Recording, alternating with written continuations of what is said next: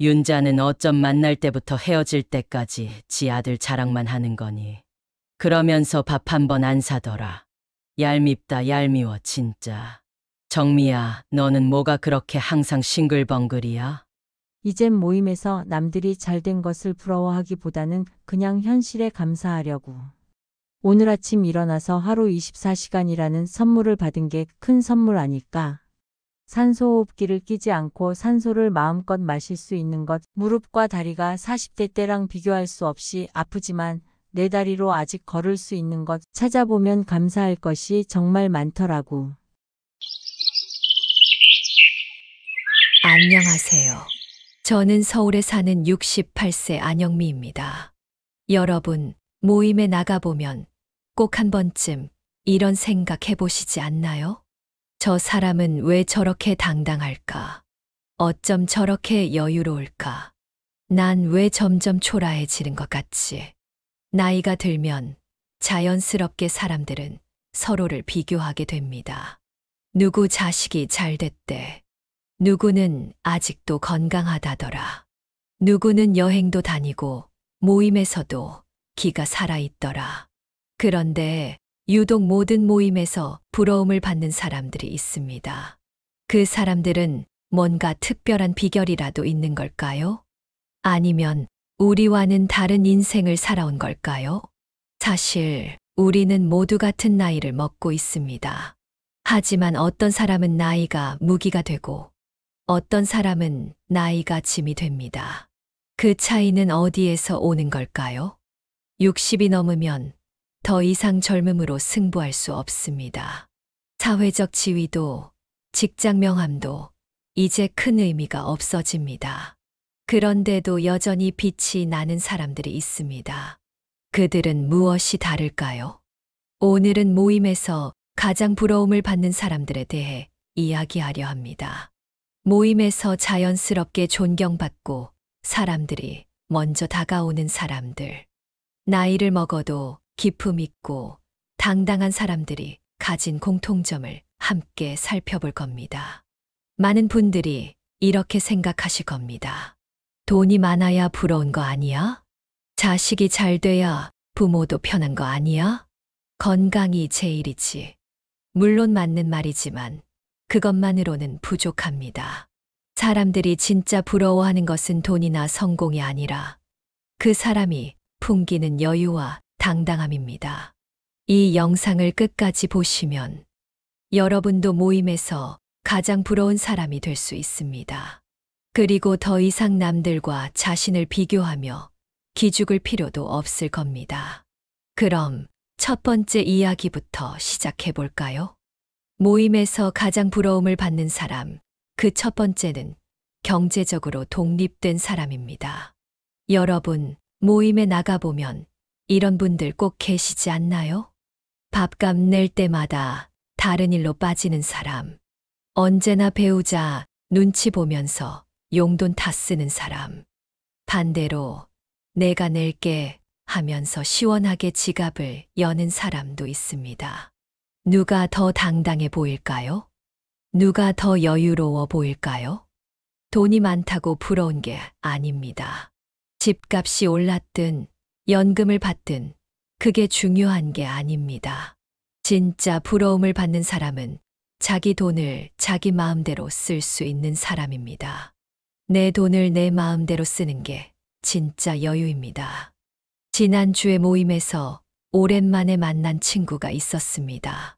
67세 박정미 씨, 한때 회사 생활을 잘하던 친구였죠. 퇴직한 지 벌써 10년이 넘었는데 여전히 활기가 넘치더라고요. 야, 너는 퇴직하고도 표정이 그렇게 밝냐? 내가 물었어요.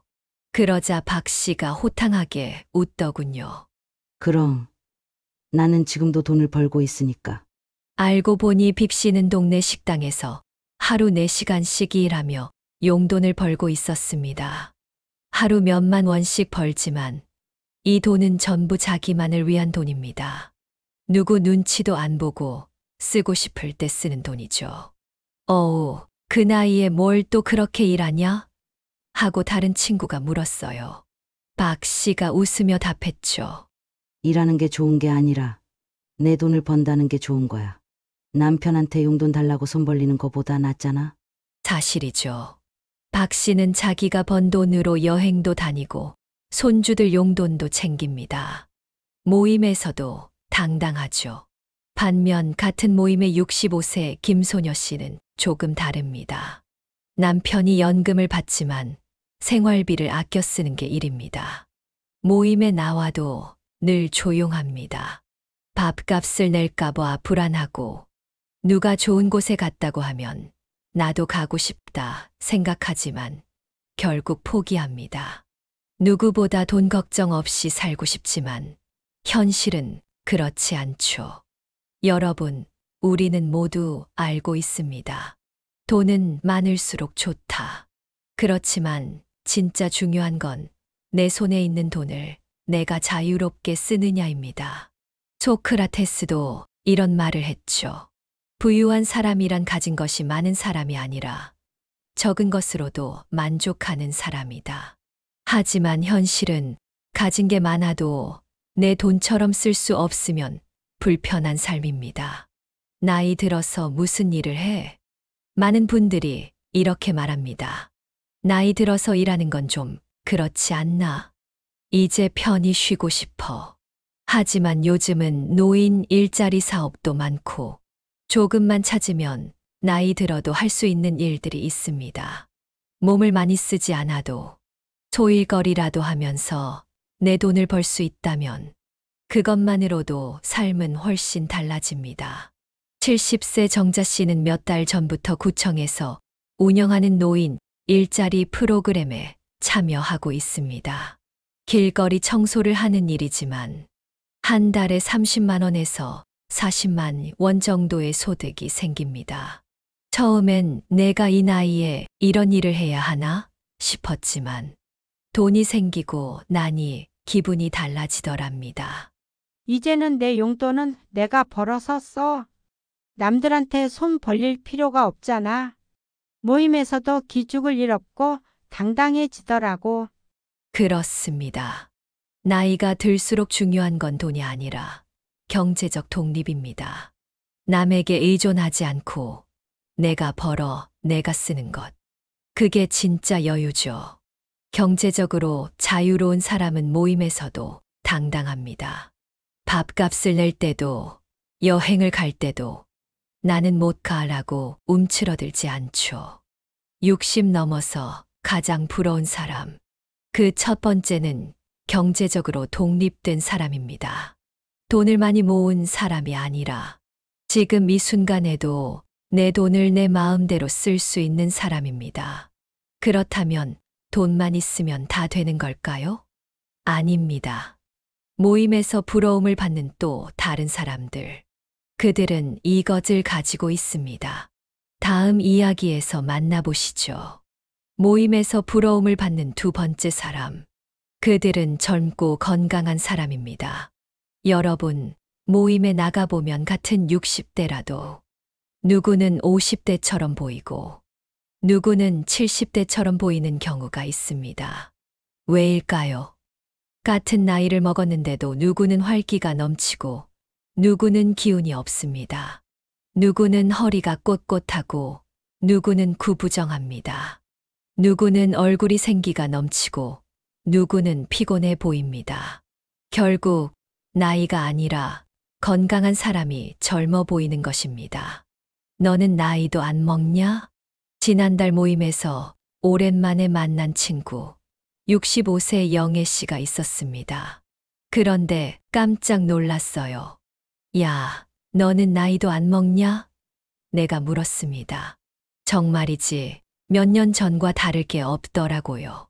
허리도 꼿꼿하고 얼굴도 맑고 걸음걸이도 가볍습니다. 영애 씨가 웃으며 말했습니다. 나도 세월은 못 이기지만 관리하는 게 다르지.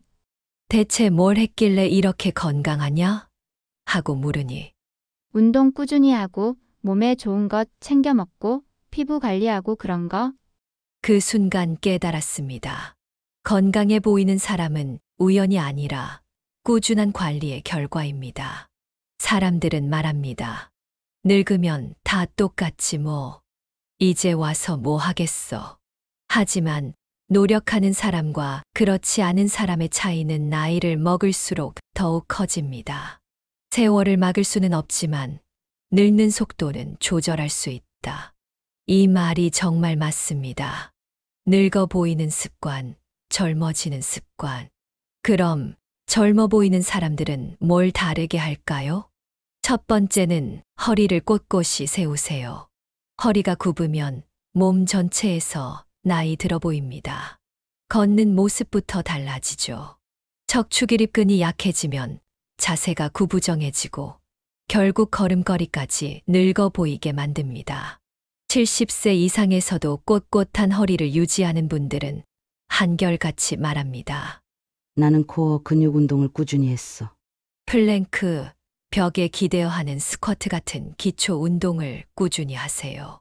걸을 때 배에 힘을 주고 허리를 세우는 습관을 들이세요. 나이가 들어도 피부가 깨끗하면 5년에서 10년은 젊어 보입니다. 주름이 깊고 피부가 건조하면 더 피곤하고 늙어 보이죠. 두 번째는 선크림을 반드시 바르세요. 그리고 수분크림을 꾸준히 바르면 피부 탄력이 유지됩니다. 공자는 이런 말을 했습니다. 인생은 얼굴에 나타난다. 좋은 생활 습관을 가진 사람은 피부도 맑고 눈빛도 또렷합니다. 그리고 머리카락은 젊음의 상징입니다. 머리숱이 많고 윤기가 나면 어려 보입니다. 반대로 머리가 가늘어지고 빠지면 급격히 나이 들어 보이죠. 머리는 저녁에 감으세요. 찬바람으로 말려야 두피 건강을 유지할 수 있습니다. 영양제와 두피 마사지를 꾸준히 해보세요. 탈모는 유전이 아니라 습관의 차이입니다. 꾸준히 관리하면 노화 속도를 늦출 수 있습니다. 운동. 나이가 들어서 무슨 운동이야? 많은 분들이 이렇게 말합니다. 나는 이제 무릎도 아프고 힘들어서 운동 못해. 그냥 편히 쉬는 게 낫지. 하지만 운동을 멈추는 순간 노화 속도는 빨라집니다. 70세 박윤자 씨는 몇 년 전만 해도 허리도 굽고 힘이 없었습니다. 그런데 1년 전부터 하루 10분씩 스쿼트와 스트레칭을 시작했어요. 처음엔 내가 이걸 어떻게 해? 했지만 지금은 허리도 펴지고 기운도 생겼습니다. 운동 조금 했다고 이렇게 다르다고? 사실 젊어 보이는 사람들은 타고난 게 아닙니다. 꾸준한 습관이 만든 결과일 뿐입니다. 이 세 가지를 기억하세요. 허리를 꼿꼿이 세우는 습관, 피부와 머리카락을 관리하는 습관, 적당한 운동을 꾸준히 하는 습관. 이 세 가지만 해도 나이보다 10년은 젊어 보일 수 있습니다. 결국 젊어 보이는 건 타고난 게 아니라 관리의 차이입니다. 모임에서 누군가를 보면 아, 저 사람은 참 건강하고 당당하다는 느낌이 들 때가 있습니다. 그런 사람들은 단순히 젊어 보이는 게 아닙니다. 그들의 자세, 태도, 말투에서 자신감과 여유가 느껴지기 때문입니다. 여러분은 어떤 사람이 되고 싶으신가요? 주름을 신경 쓰기보다 몸을 가꾸고 건강한 모습을 유지하는 사람? 아니면 이제 늙었으니 어쩔 수 없다고 포기하는 사람? 젊음은 되돌릴 수 없지만 늙는 속도는 조절할 수 있습니다. 조금씩 실천해 보세요. 그 작은 습관 하나가 모임에서도 더욱 당당하고 빛나는 사람이 되는 첫걸음이 될 겁니다. 그런데 젊어 보이는 것만이 전부는 아닙니다. 모임에서 부러움을 받는 또 다른 사람들은 이것을 가진 사람들이죠. 다음 이야기에서 이어갑니다. 모임에서 부러움을 받는 세 번째 사람은 혼자서도 인생을 즐길 줄 아는 사람입니다. 나이가 들수록 친구가 많아야 한다고들 하죠. 하지만 사실 친구가 많다고 무조건 좋은 건 아닙니다. 오히려 인간관계가 많을수록 스트레스와 경제적 부담이 커지는 경우도 많습니다. 친구 경조사 챙기느라 돈도 많이 나가고 이 사람 저 사람 맞춰주느라 피곤하고 결국 내 시간을 온전히 즐기지 못하는 경우도 생깁니다. 그런데도 어떤 사람들은 혼자서도 너무나 즐겁게 살고 있습니다. 그들은 어떻게 하는 걸까요? 너는 모임이 없어도 심심하지 않냐? 지난달 73세 강한나 씨를 만났습니다. 예전에는 모임에 안 나가면 심심해서 못 사는 사람이었죠. 그런데 요즘은 모임에도 자주 안 나오더라고요. 그래서 제가 물었습니다. 한나야, 너 요즘 모임 잘 안 나오더라. 어디 아프냐? 그랬더니 한나 씨가 웃으며 대답했습니다. 아니, 너무 바빠서 못 가는 거야. 바빠. 너 은퇴했잖아? 그래도 할 일이 많지. 요가도 가고, 그림도 그리고, 여행도 다니고. 처음에는 그냥 하는 소리인 줄 알았어요. 그런데 이야기를 듣다 보니 한나 씨는 정말 혼자서도 인생을 즐길 줄 아는 사람이었습니다. 그녀는 아침이면 근처 공원에 가서 산책을 하고 점심 후에는 수채화를 그리며 시간을 보내고 가끔은 혼자 여행도 다닌다고 했습니다. 혼자 있는 게 이렇게 좋을 줄 몰랐어. 이제는 모임에 안 가도 하나도 안 심심해. 그 말을 듣고 저는 부끄러웠습니다. 늘 바깥에서 사람들과 어울려야만 즐거운 줄 알았거든요. 혼자 있는 시간을 즐기는 것이 진짜 여유다. 반대로 70세 박영미 씨는 조금 다릅니다. 모임이 없는 날이면 너무 심심했어. TV만 켜놓고 시간을 보냅니다. 누구라도 만나야 외롭지 않다고 생각했어. 괜히 바쁘게 여기저기 전화를 합니다. 하지만 정작 중요한 건 혼자서도 즐겁게 지낼 수 있느냐의 문제입니다. 아리스토텔레스는 이런 말을 했습니다. 행복한 사람은 혼자 있어도 외롭지 않다. 그렇습니다. 혼자 있는 시간이 즐거운 사람은 어디서든 어떤 상황에서든 만족하며 살아갑니다. 그렇다면 혼자서도 즐겁게 사는 방법은 뭘까요? 혼자서도 잘 사는 법입니다. 하루 30분 나만의 시간을 가져라. 많은 사람들이 혼자 있는 시간을 두려워합니다. 하지만 혼자 있는 시간이 많아질수록 오히려 더 깊이 있는 삶을 살 수 있습니다. 하루 30분 혼자만의 시간을 정해보세요. 그 시간에는 TV도 휴대폰도 끄고 나 자신과 대화해보세요. 일기처럼 기록하는 것도 좋습니다. 취미를 가져보세요. 모임에서 부러운 사람들을 보면 대부분 자신만의 취미를 가지고 있습니다. 책을 읽거나 그림을 그리거나 음악을 들어보세요. 새로운 취미를 하나씩 도전해보세요. 공자는 이런 말을 했습니다. 배우고 때때로 익히면 또한 기쁘지 아니한가. 배우고 익히는 것이야말로 나이를 먹어도 삶을 즐길 수 있는 최고의 방법입니다. 혼자서도 여행을 떠나라. 아주 멀리 가시라는 것이 아닙니다. 지하철을 타고 경복궁을 방문해도 좋고 인사동 거리를 걸어보는 것도 추천드립니다. 여행은 꼭 친구나 가족과 가야 하는 것이 아닙니다. 가끔은 혼자서 떠나는 여행이 더 큰 자유와 만족을 줄 때가 많습니다. 가까운 곳이라도 혼자 다녀오는 습관을 들이세요. 혼자서 카페에 가보거나 전시회를 방문해 보세요.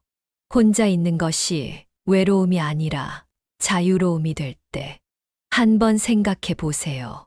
지금 이 순간 여러분은 혼자 있는 시간을 어떻게 보내고 계신가요? TV 앞에서 무료하게 시간을 보내고 있나요? 아니면 내가 좋아하는 것들을 하며 충만한 시간을 보내고 있나요? 나이가 들수록 더 중요한 것은 누군가와 함께 하느냐가 아니라 내가 어떻게 살아가느냐입니다. 혼자 있는 시간이 괴롭지 않고 오히려 즐거운 사람이야말로 진짜 여유로운 사람입니다. 모임에서 부러운 사람은 혼자서도 행복한 사람이다. 혼자 있는 시간을 즐길 줄 아는 사람, 자신만의 취미를 가진 사람, 남들과 비교하지 않고 자신의 삶을 즐기는 사람.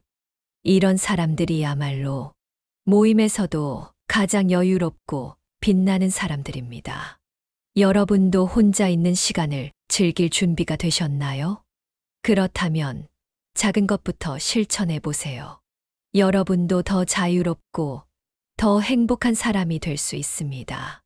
하지만 모임에서 부러움을 받는 사람들은 이것만으로는 충분하지 않습니다. 그들에게는 또 다른 공통점이 있습니다. 다음 이야기에서 이어갑니다. 모임에서 부러움을 받는 네 번째 사람은 그들의 자식이 잘된 사람입니다.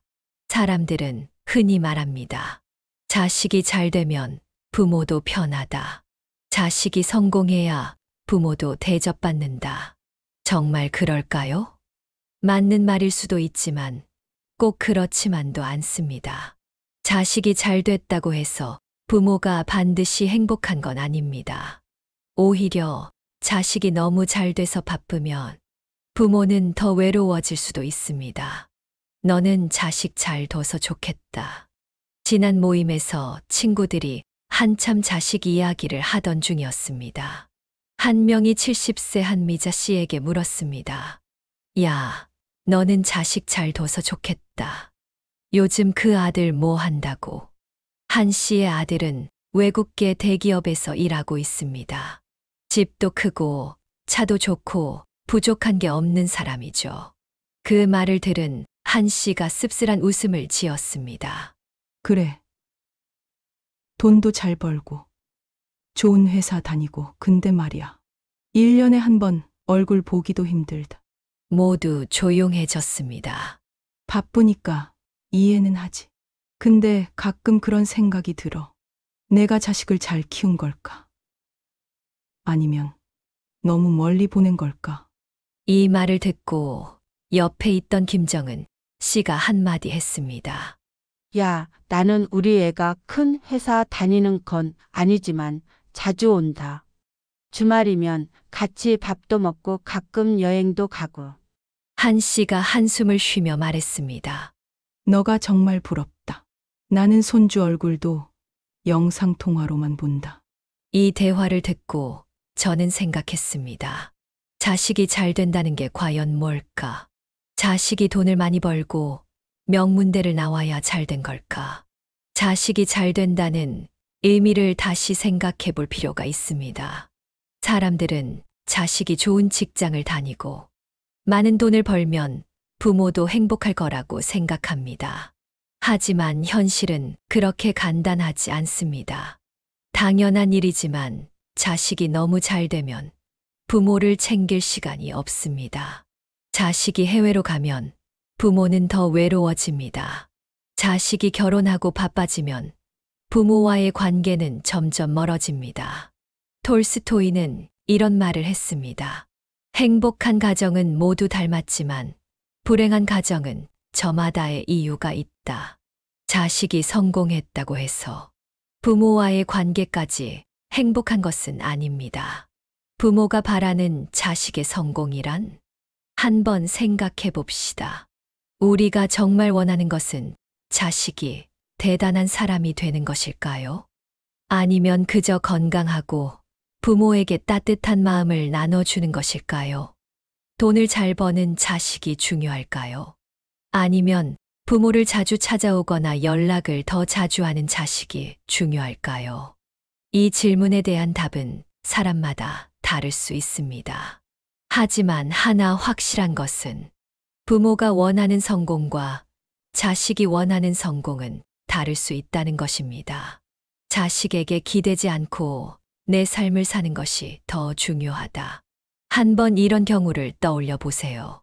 자식이 성공했지만 바빠서 1년에 한두 번 볼까 말까 하는 경우, 자식이 큰 돈을 벌지만 부모를 경제적으로만 챙겨주는 경우, 자식이 평범하지만 늘 부모를 챙기고 함께하는 경우, 여러분이라면 어떤 상황이 더 행복할까요? 자식이 성공하든 그렇지 않든 결국 부모가 자기 삶을 행복하게 살아야 합니다. 공자는 이런 말을 했습니다. 효도란 부모를 편안하게 하는 것이지 단순히 물질을 주는 것이 아니다. 자식이 아무리 돈을 많이 줘도 부모가 외롭고 마음이 허전하면 무슨 소용일까요? 부모로서 가져야 할 자세입니다. 자식의 성공과 내 행복을 분리해서 생각해야 합니다.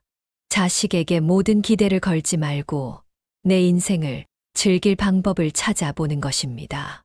이제는 부모도 자식에게만 의지할 것이 아니라 자신의 삶을 주체적으로 살아야 할 때입니다.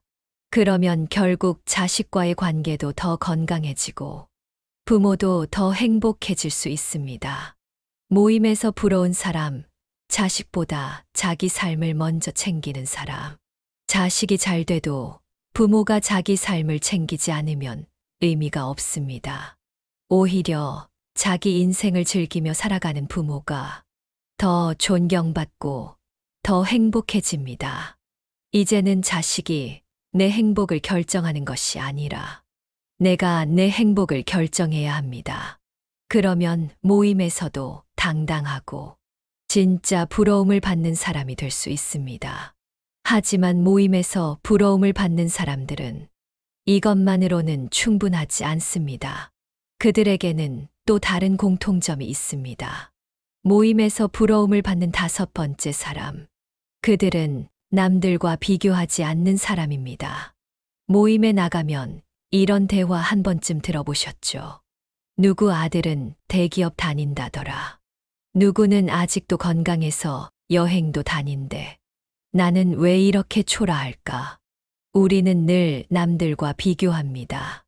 젊었을 때는 직장과 돈, 자식 성적을 비교했고, 나이 들어서는 건강, 자식 성공, 생활 수준을 비교합니다. 그런데 비교하면 뭐가 남을까요? 만족이 아니라 박탈감만 남습니다. 정말 행복한 사람은 비교를 멈춘 사람입니다. 너는 남 신경도 안 쓰냐? 얼마 전 65세 최길자 씨를 만났습니다. 오랜만에 모임에서 친구들이 한참 자식 자랑을 하던 중 누군가 길자 씨에게 물었습니다. 너네 아들 요즘 무슨 일 하니? 길자 씨는 씩 웃으며 대답했습니다. 우리 아들 그냥 평범하지. 뭐 특별한 거 없고. 그러자 한 친구가 말했습니다. 야, 그럼 너는 부럽지도 않냐? 누구 아들은 해외 나가서 돈도 잘 번다는데. 그런데 길자 씨는 담담했습니다. 그 집 아들이 잘 됐으면 그 집이 좋은 거고 내 아들은 내 아들대로 잘 살면 되는 거지.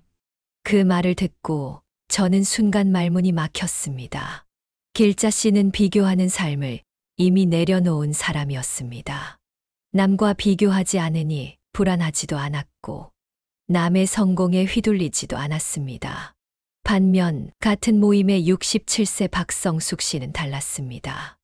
누군가 자식 이야기를 하면 괜히 기분이 울적해지고 누군가 새 차를 샀다고 하면 난 언제 저런 걸 타보나 하고 한숨을 쉬었습니다. 늘 남과 비교하며 내가 가진 것보다 가지지 못한 것에 집중하니 마음이 늘 불안하고 우울해질 수밖에 없습니다. 비교하는 순간 불행해집니다. 철학자 에픽테토스는 이런 말을 했습니다. 행복은 외부에서 오지 않는다. 비교를 멈추고 지금 가진 것에 만족할 때 비로소 행복해진다. 그렇습니다.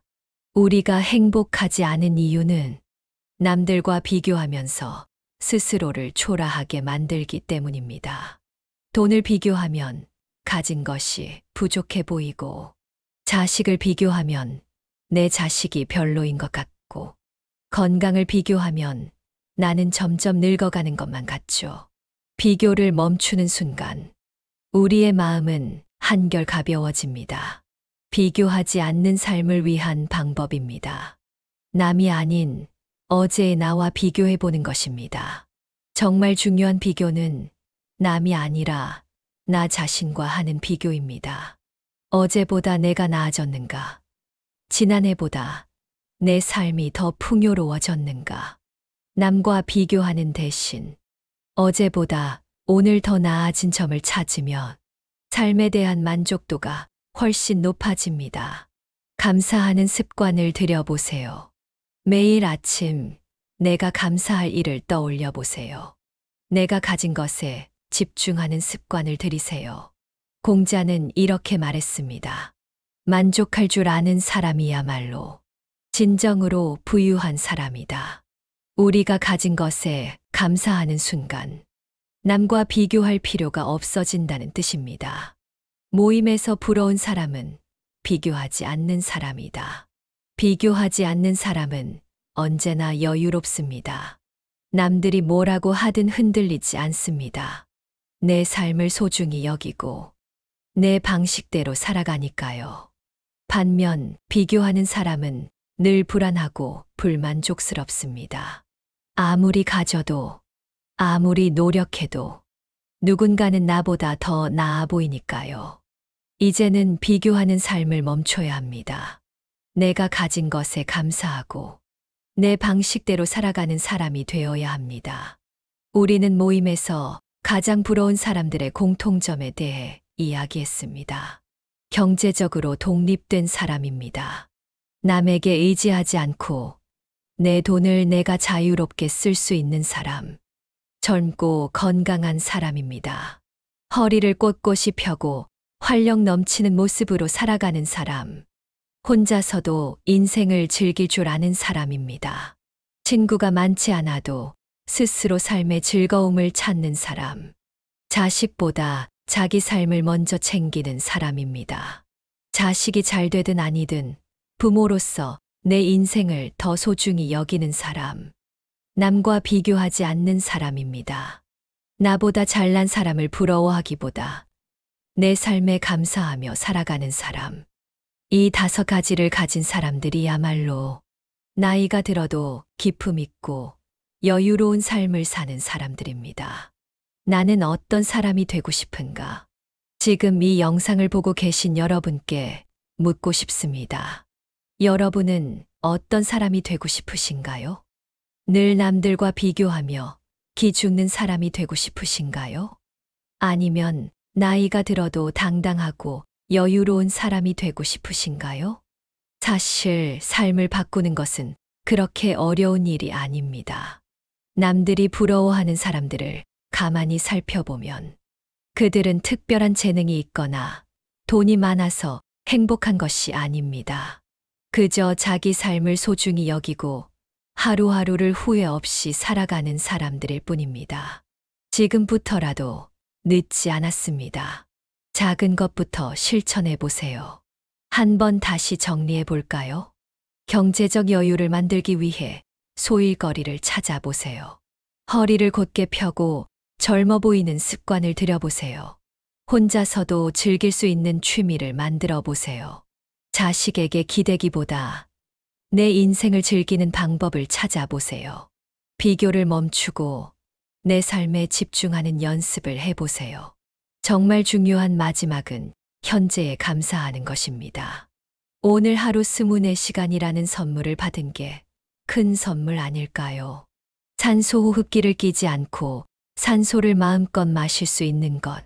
다리는 아프지만 내 다리로 아직 걸을 수 있는 것. 찾아보면 감사할 것이 정말 많습니다. 이렇게 한 걸음씩 나아가다 보면 여러분도 어느 순간 모임에서 정말 멋지다는 말을 듣게 될 것입니다. 나이는 숫자일 뿐입니다. 어떻게 살아가느냐에 따라 우리는 더 멋지고 여유로운 사람이 될 수 있습니다. 여러분도 모임에서 가장 부러운 사람이 될 수 있습니다. 이 영상이 도움이 되셨다면 구독과 좋아요, 알림 설정 꼭 눌러주세요. 다음 영상에서 더 좋은 이야기로 찾아뵙겠습니다. 감사합니다.